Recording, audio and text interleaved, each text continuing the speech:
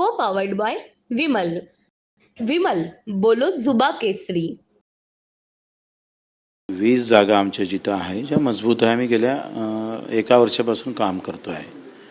अशा 20 जागेवर आम्ही मजबूतीनं लढतो आणि त्याची तयारी पण आम्ही सुरुवात केलेली आहे. ते कोणासोबत कसं घेऊन लढायचा हा नंतरचा भाग आहे. पण आपली जागा मजबूत करणे, जे 20 जागा आम्ही लढतो आहे संपूर्ण महाराष्ट्रामध्ये, त्या अधिक कशा मजबूत करता येईल, त्या स्वतंत्ररित्या लढून जर आपण निवडू शकतो का, त्याची सगळी चाचपणी केल्या जाईल.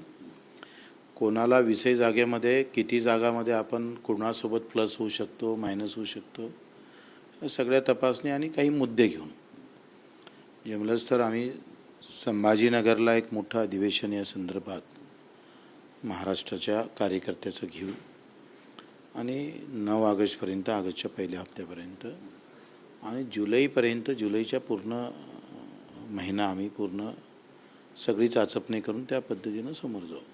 बरं, किती मतदारसंघ आहे ज्यावर सध्या तुमचा होमवर्क सुरू आहे आणि पूर्ण झाला आहे? पूर्ण 20 मतदारसंघ आहे जिथं आम्ही प्राथमिक यादी आमची 20ची आहे आणि तिथे कुठल्या अँगलनं तो मजबूत होऊ शकतं, म्हणजे कोणासोबत गेल्यानं मजबूत होऊ शकते,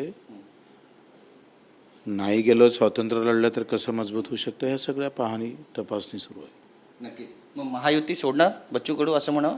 आणि कसं आहे, आम्ही मजबूत होतो. आम्ही एकदा मजबूत झाल्यानंतर मग कसं समोर जायचं ते ठरवतोय. युती सोडण्याचा काही आता सध्या सोडणे किंवा राहणे हा नंतर हा काही भाग नाही आहे. पण पक्ष म्हणून आम्ही आमची मजबूती केली पाहिजे.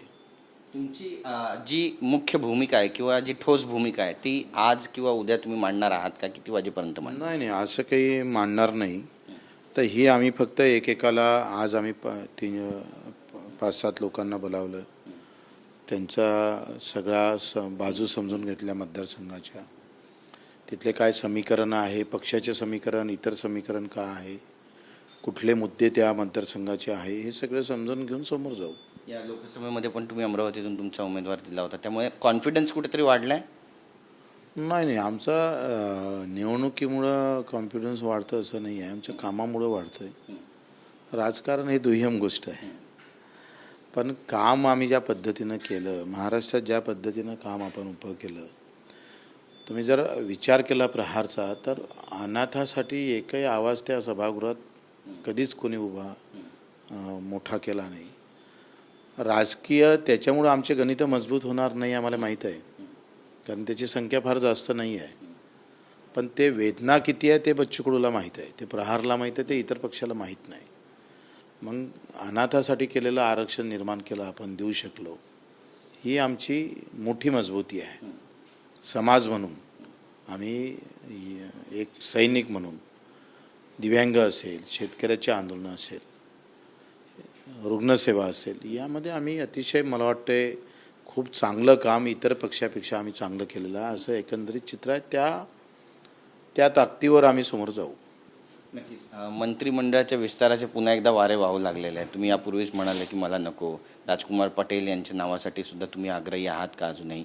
आणि ज्या पद्धतीनं म्हणतायत की आता विस्तार होईल त्यामध्ये बरीचशी नावं येतील, ज्यांना मंत्रिपद मिळालं नव्हतं किंवा दिलं गेलं नाही त्यांना सुद्धा दिलं जाईल. काय म्हणाल, तुमच्या भावना? मला तर देणारच नाही, दिलं तर मी घेणार नाही, हे ठाम आहे. आणि असलंच तर क्लेम आम्हाला करायचं तर आम्ही राजकुमारसाठी मात्र आग्रही राहू. को पावर्ड बाय विमल. विमल बोलो जुबा केसरी.